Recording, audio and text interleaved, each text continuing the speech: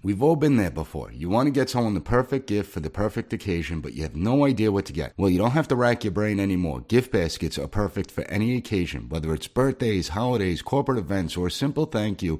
At designeryourselfgiftbaskets.com, you get to choose the theme and the products that go into the basket. You have a coffee lover? Try the K-Cup basket. You're looking for something special for the person that loves to barbecue? No problem. There's a basket for it. Make every basket unique to the person you're sending it to. And if you're in a rush and don't have time to customize the gift basket, it's not an issue because at DIYGB.com, you can choose from hundreds of pre-arranged baskets based on the occasion, theme, or recipient. And P.A.S. report listeners get 10% off using code P.A.S. at checkout. So go to DIYGB.com, find the perfect gift for the perfect occasion, and use coupon code P.A.S. at checkout to get 10% off your order. Visit DIYGB.com today.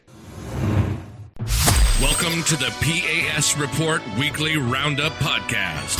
The P.A.S. Report provides an honest analysis on the critical issues that matter to you without the biased media filters. Here's your host, Professor Nicholas Giordano. What's up, everyone? Welcome to the P.A.S. Report Podcast. This is your host, Nick Giordano, and we're less than 2 weeks away from the all-important midterm elections. You, the voters, are going to get to decide who controls the House and who controls the Senate. You're also, several states have very important races, so you're going to be able to determine the future direction of places like New York State, where since 2007, the Democrats have controlled the governorship, and since 2018, the Democrats have had a supermajority in New York State. And is your life better today than it was since the supermajority began? Is New York State in better condition today? And the answer is no. Now, the question becomes, will the people turn out to utterly reject the Democrat agenda? Will people say enough to the skyrocketing inflation, the war on energy, the high prices, the crime, the failed schools, education system, the homelessness, the open borders, or just about any other issue you could possibly think of? The public sentiments are shifting towards the Republicans in recent weeks, and it's not necessarily that the Republicans are doing so much better as far as messaging goes. I mean, some of the candidates are doing a phenomenal job sticking with the messaging and pointing out the issues that matter to you, the voters. But it's more of the failures of the Democrat Party. It's more of people are sick and tired. They're fed up. And so are we going to see the trend continue through Election Day where we see the voters shift towards the Republicans? It's going to be really interesting to see what happens. Polls are certainly shifting in the Republicans' favors, but you don't take anything for granted in this election. And no matter who wins, the most important thing is that we hold the officials accountable. If Republicans are able to capture the House, the Senate, governorships, then it's our job to make sure that they govern, and they govern competently.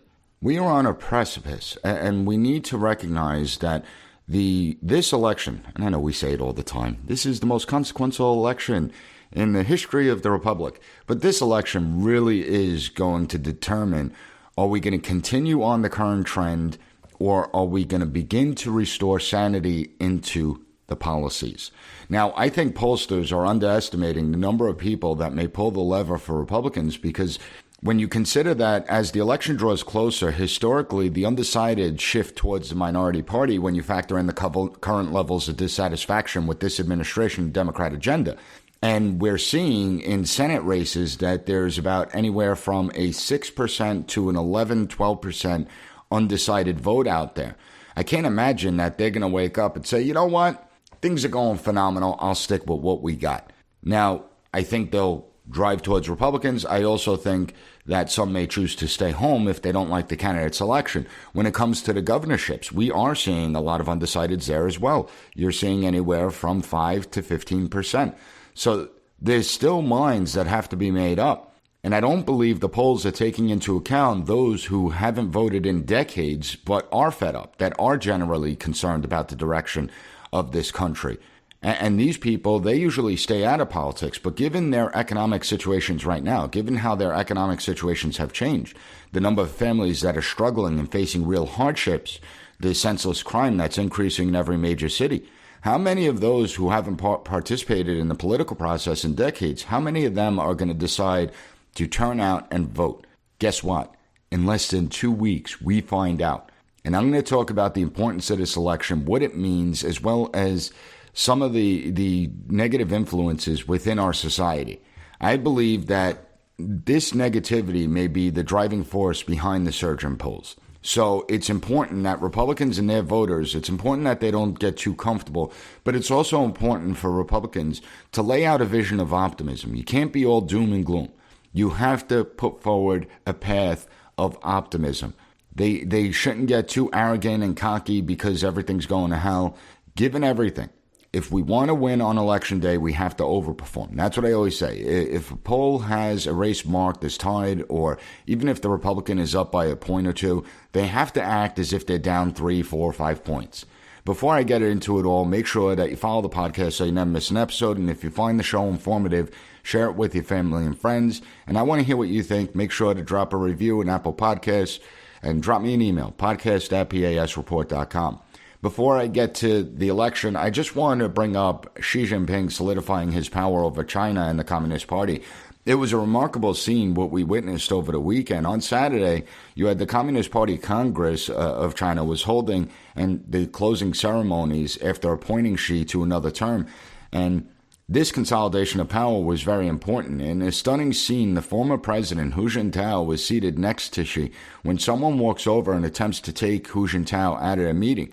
The man is trying to lift him by the arm and then tries to lift him from under the armpits. And during the incident, you see Hu Jintao try to grab a piece of paper that's next to him, and Xi quickly puts his hand on the paper.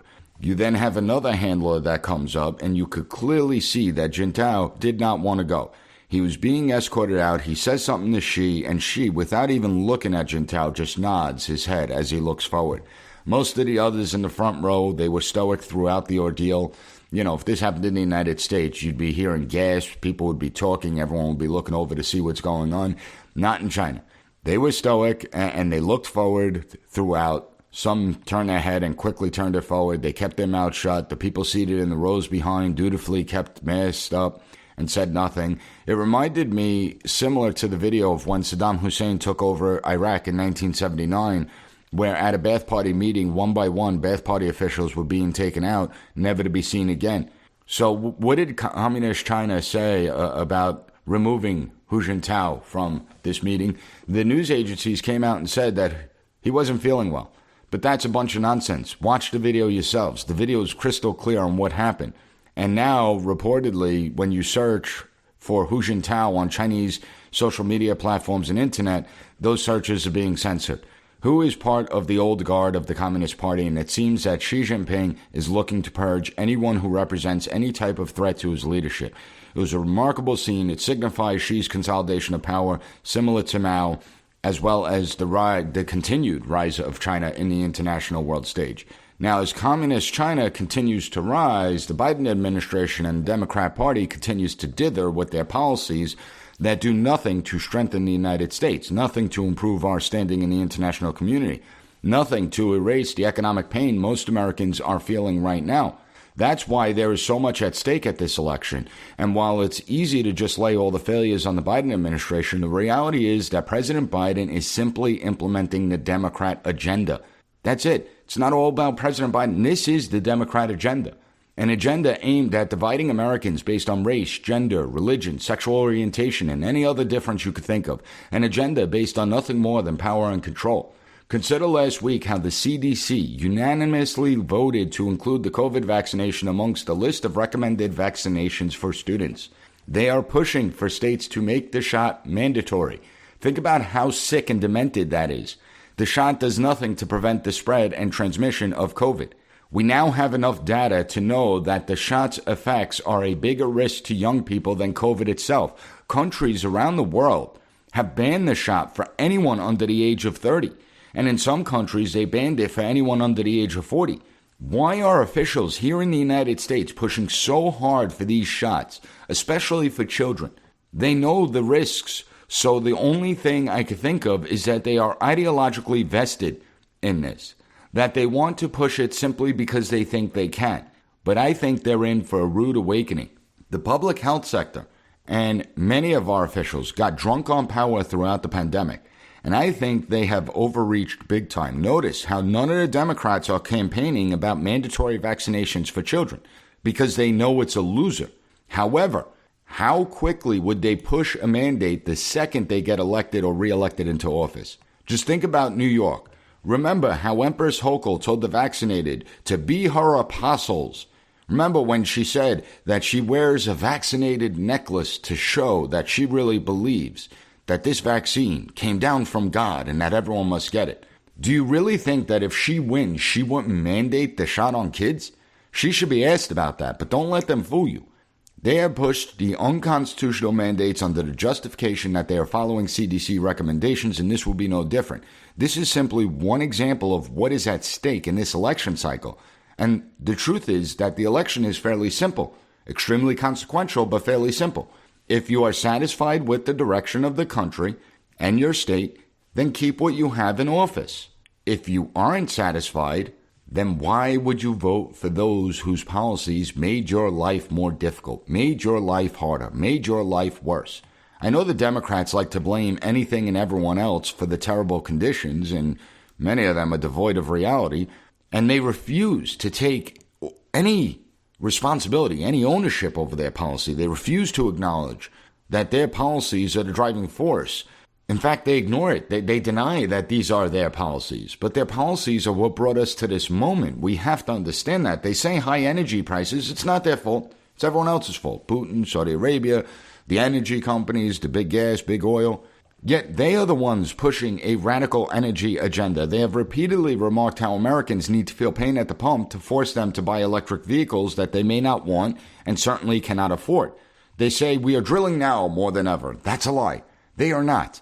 When they say we are producing more oil today, they are also including the barrels of oil this administration released from the Strategic Petroleum Reserves. It's nothing more than lies and manipulations. You want to talk about manipulating an election.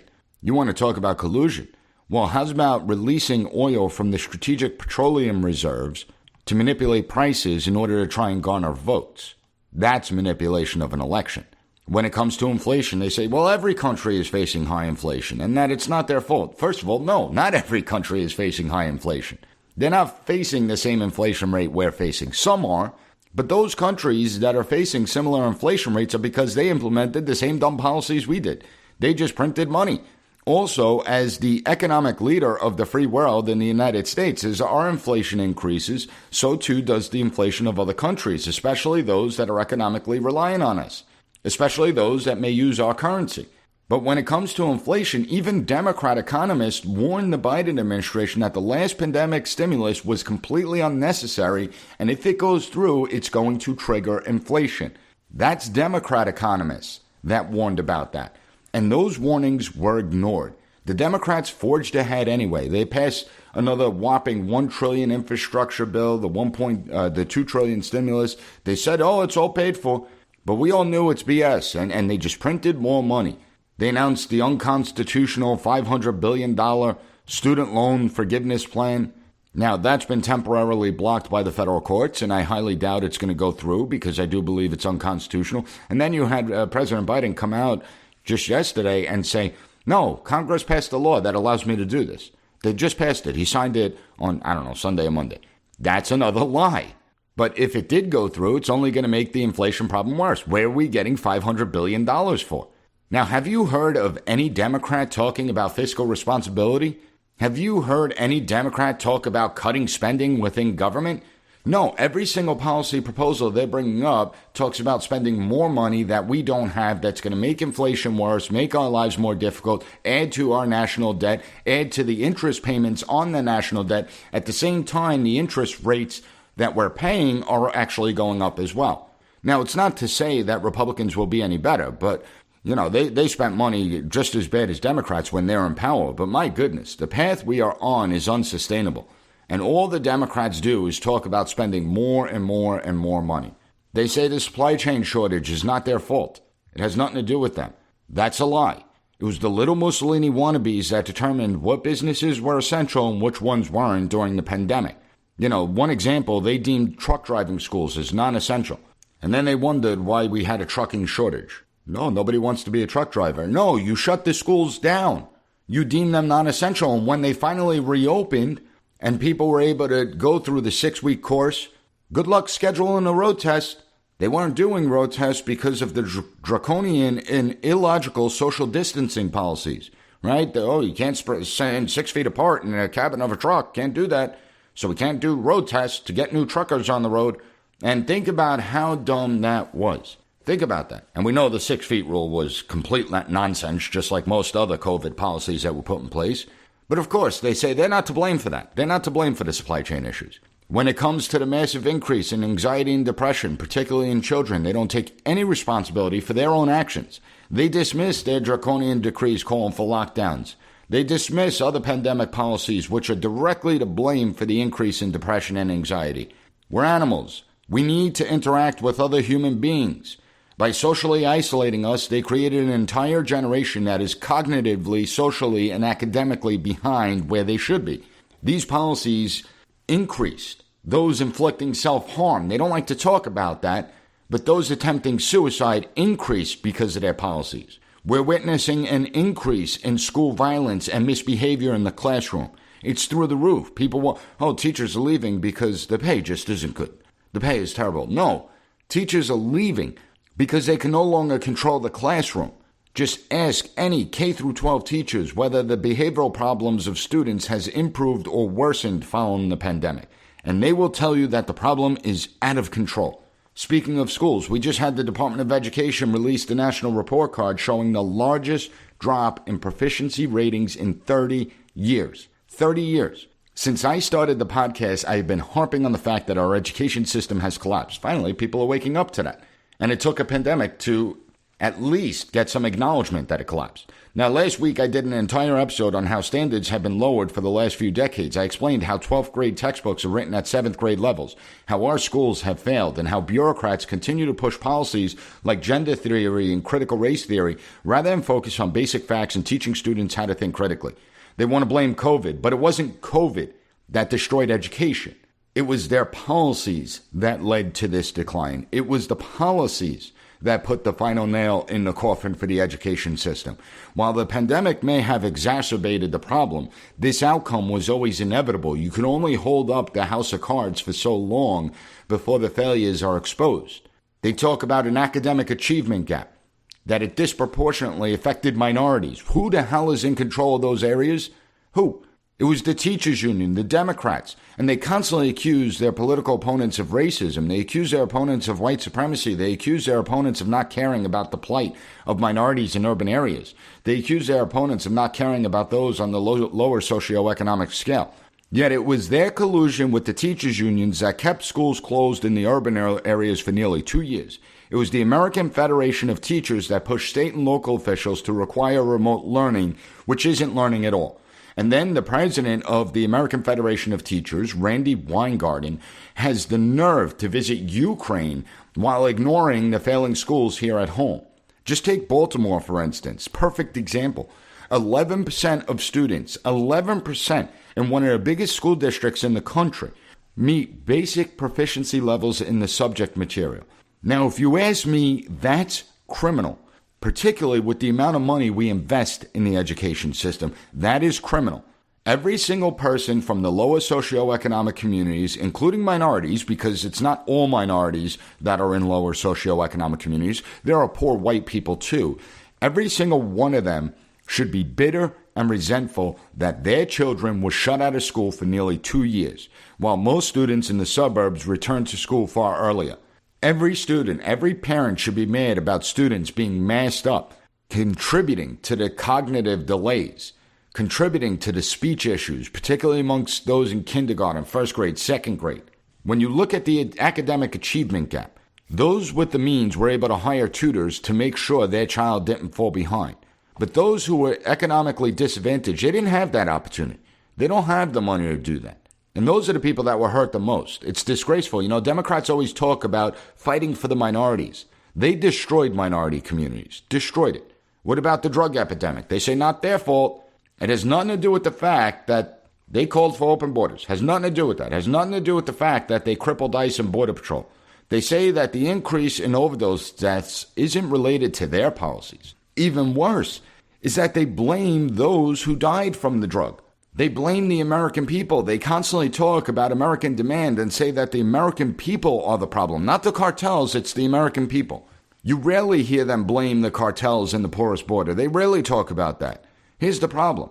The current opioid epidemic and the deaths associated with it, they're much different than the drug problems of the past. Michael Gray really explains it well. He lost his daughter to the opioid epidemic. And when he talks about the paradigm shift, he's absolutely right. Many of the people dying from these synthetic opioids never had any substance abuse issues. These aren't your 1980 crack addicts. These are people that made one fatal error. They made one bad decision in their life. And just because you made one bad decision, you shouldn't die because of that. They took something that they had no idea was laced with fentanyl. They thought that maybe they were trying a prescription drug like oxycodone and Vicodin. And I'm not advocating people use these things, so don't be an idiot out there. They thought some were smoking pot that was laced with fentanyl. Some have done cocaine laced with fentanyl. Some thought they were taking headache medication. Okay, now, again, I'm not advocating that people make these mistakes. Use good judgment. Don't do drugs. Stay away from them. They will destroy your life. But these aren't your substance abuse people. These aren't people that were addicted to drugs. They made one mistake and died because of it. The increase in overdose deaths is astounding, and the Democrats do nothing. They haven't introduced any obstacles to make it more difficult to import these drugs. Instead, they do talk about building out rehabilitation facilities and stuff like that. If we're not talking about most of these people, if most of them are not your normal substance abuse people, what good is a rehab going to do? Completely insane. And in addition, as we have built out rehabs, at the same time, we are also seeing more people die. So it's common sense. We're not getting to the root of the problem. And speaking of the border, when it comes to the open borders, we have record-breaking numbers crossing over the southern border, and they continue to deny this reality. They deny that the border is wide open. They lie and manipulate, saying that the surge is the former president's fault. Some even go further. You have people like Secretary Mayorkas or Border Czar, Vice President Kamala Harris, who still hasn't visited the border. They say that the border is secure, that you're just dumb if you think it's an open border. Your eyes are lying to you. Don't believe the videos. Don't believe the pictures. Believe us. Think about how insulting that is, that they believe that you're not smart enough to see through their BS. We continue to witness the failed border policies, and it costs taxpayers an extraordinary amount of money, but they don't care. As long as the migrants aren't going into their communities, they don't care. And we all saw the reaction when Governor DeSantis sent a few dozen migrants to Martha's Vineyard. Within 44 hours, Martha's Vineyard called in the United States military, the National Guard, to kick the migrants out. Within 44 hours. Washington, D.C. officials openly complain that it's unfair that Texas is sending migrants their way, that they're turning them into a border town, that they don't even realize what they're saying. The hypocrisy is stunning, but they have no shame. When we examine the surge in crime, who are the ones that called for defunding police? Who called for getting rid of qualified immunity for police officers? Who passed bail reform? One of the worst policies ever pushed in the history of the United States. And who are the ones that suffer the most from the surge in violent crime? Particularly the senseless crime we're witnessing every day on the streets. And now you have people like Empress Kathy Hochul saying she supports more police officers on the streets. She supports more police officers in the subways. This has been going on for the last 2 years. So less than 2 weeks before an election, she finally comes to the realization that we need more police officers in uniform out there. And of course, because it's politics. She doesn't really believe it. She's not really going to do it. She's just going to say anything she can to try and get elected. And by the way, just so everyone's aware, more officers aren't going to lower crime out there. First of all, we're having a problem getting recruits. So a lot of police departments are very short-staffed. And who the hell would want to be a cop right now? Secondly, and more importantly, the root of the problem is bail reform. It's emptying out our prisons. The ideological attorney generals and DAs who don't enforce the laws already on the books. They preach about gun violence. They call for gun control. And if they really cared about gun violence, why are they dropping gun charges for violent offenders? Charges that could lock these people up for a long time, especially considering that these aren't legal firearms. They're not firearms that these criminals got from the stores. Now, until you tackle the problem of the real problem, bail reform, until you tackle that, you're not going to stop the surge in crime. Now, the latest spin by Democrats is that the murder rate is higher in red states than in blue states. That the Republicans aren't really for law and order. Now, what they won't tell you is that in each of the high crime areas within the Republican states, with the exception of Charleston County in South Carolina, in each of those states, the city areas and the city elected officials, the mayors, are Democrat. The city councils are Democrat. The DAs are Democrat. That's the truth. But they say no. They try and deny it. Amazing. When it comes to the international landscape, is the United States more powerful today? Have we increased our influence throughout the world? Do our adversaries fear us more? The answer to all these questions is no. Afghanistan was a catastrophic disaster. It's not to say that we should have stayed in Afghanistan. At some point, you got to get out. 20 years is a long time, a lot of money invested. But the withdrawal was not only an embarrassment, a huge embarrassment on the world stage, signifying our weakness.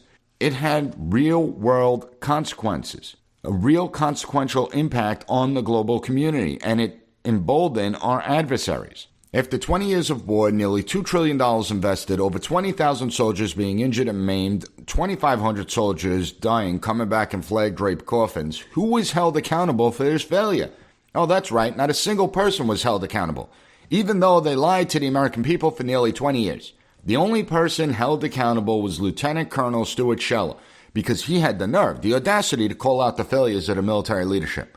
Our foreign policy is a disaster. Our adversaries continue to push the envelope because they have no fear or respect for this administration. Those who have accused Republicans of being warmongers openly embrace World War III and a potential nuclear war with Russia. They talk about World War III as if it's no big deal. They passively talk about the idea of using nuclear bombs. Oh, well, if Putin drops a nuke, then we're going to drop a nuke. We have to respond in kind. Like, this is not normal to have these discussions. The whole idea of nuclear war is a last resort, right? You don't just go to weapons of mass destruction. There has to be some type of escalation that exists. And why are these people pushing for this escalation? Ask yourselves that. When it comes to the Constitution, these are the same people who routinely disregard one of the most important guiding documents of this country. They ignore the system of checks and balances. They want to continue empowering government at the expense of the people.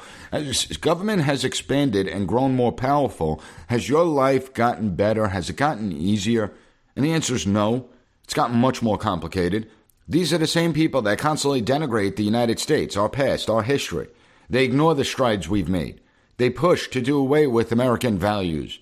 Just look at the entire list of the issues I just mentioned. These are failures of epic proportions. So when are we going to hold these people accountable? Or will we continue to ignore the obvious? Continue to let those who failed remain in power? Listen, again, if you feel like we are moving in the right direction on all the topics I just mentioned, if you feel like the administration and the Democrat agenda is going well for you, then go ahead, pull the lever for Democrats. And when it further collapses, do not complain about it. Do not whine or complain about it.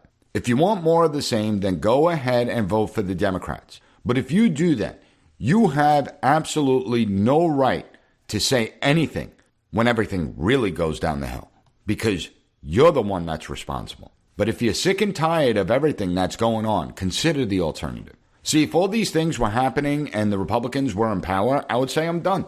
I'm not going to support that. I'm not going to vote for that. I'll try the other party, even if I disagree with them on a number of issues. If my livelihood is at stake, I'm going to try the other political party and hope things improve. Unfortunately, we live in a time where there's so many people out there that are so ideological that they can't see what's right in front of them. They willingly ignore the failures of their own party. And listen, I criticize the Republican Party a lot. It's not like I carry their water. But they ignore the failures of their own party, and rather than retort anything, they simply say that the other party's worse. Now, I specifically laid out why the Democrat agenda is bad for America.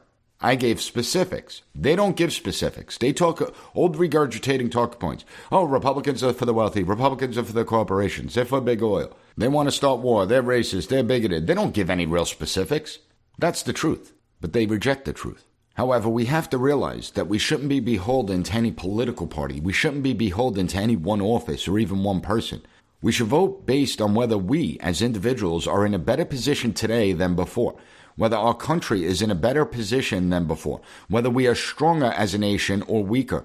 Those are the things that matter. Those are the things we should be asking ourselves when we go into the voting booths. Stop letting them divide us. You know, I did an episode 2 weeks ago about how when it comes to the top issues, we are not as divided as they make us out to be. That there is much more unity on the issues than they want to admit. The reason they push division is that they don't have anything else left. That's all they got. Life has become much more difficult over the last 3 years, especially since Biden and Democrats took control. Everything is more expensive. Family budgets are being stretched to the brink. The economy continues to crater. People's economic livelihoods being destroyed. For what? What are the Democrats talking about? As our safety continues to be threatened, we see the surge in violent crime. What's their solution? As our country and international community inch closer to World War III, they try and silence anyone that raises questions. They label us as Putin sympathizers. What are they busy talking about? Gender theory, critical race theory, racism, division. That's what they're focused on. They've ignored the collapse of the education system where students are unable to recall basic facts. They're unable to think critically about the issues. And all the Democrats do is regurgitate empty talking points. And this is where you could have your say. Again, we can't get cocky and arrogant. Just because the polls are trending in one direction doesn't mean that they can't change. We can't assume that a red wave is all but guaranteed. The candidates need to make it as if they are 4 to 5 points down. We need to have a massive turnout to make up for any of the shenanigans. We no longer have any excuses. And the people of the United States don't have any excuses. We can have the greatest impact on the future direction of this country. And it starts during this election cycle. The question is, what are Americans going to choose? Now, I hope you found the content of this episode informative. If you did, don't forget to give the P.A.S. report a 5-star rating on Apple Podcasts. Take 30 seconds to write a review. I want to thank you for joining me, and I'll be back on Monday with another great episode of the P.A.S. Report podcast. Thank you for listening to the P.A.S. Report Weekly Roundup Podcast. Have a good one. Bye. Be sure to rate, share, and subscribe to the podcast so you'll never miss an episode. Also, visit PASreport.com and follow us on Twitter at PAS Report.